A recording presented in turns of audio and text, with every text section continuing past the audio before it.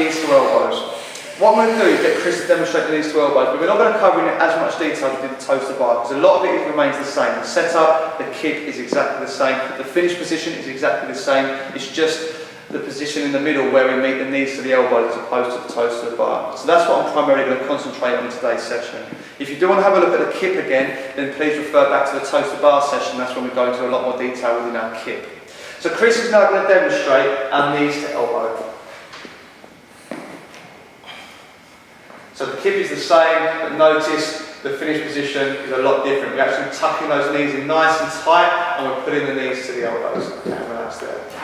So what you will notice is it's a lot more demanding on the midline knees, because now, instead of just putting the toes around to the bar, we have to pull the knees in and tuck ourselves in nice and tight, and actually pull the midline in nice and tight.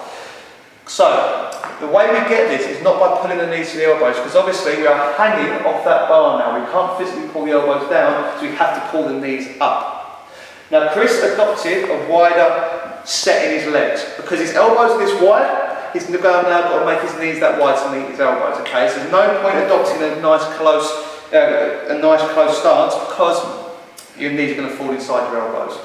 So what I'm going to get Chris to do now is just demonstrate the kip, and then as it comes out that kip, I want you to just notice the position in his feet, okay? But for the purpose of this demonstration, I want him to do a toes to bar, and then he's going to jump down and do a knees to elbow. And I want to see the difference in his setup and the way his feet and knees are in both reps, okay? So do a toes to bar. Yeah. So notice how his feet will be closer, his knees are closer, because all of a sudden, he's got to make contact with that bar with his toes, right? But now, if he comes to a knees to elbow, this. Yep. Knees to elbow. Notice how his knees come a lot wider, because now he's got to bring his knees to his elbows. Okay?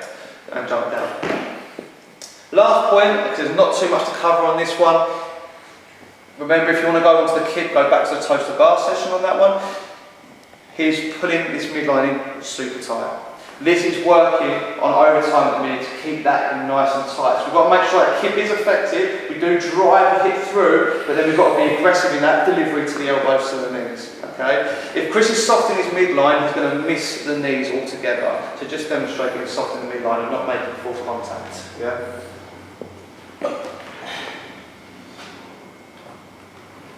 Good. So now you can see we're not putting the elbows high, and we're actually making contact with the tricep as opposed to the elbow. We need to make sure we tuck this in nice and tight to pull the knees from this position to this position. So just finish off on a good rep, please, Chris. And that is the knees to elbows.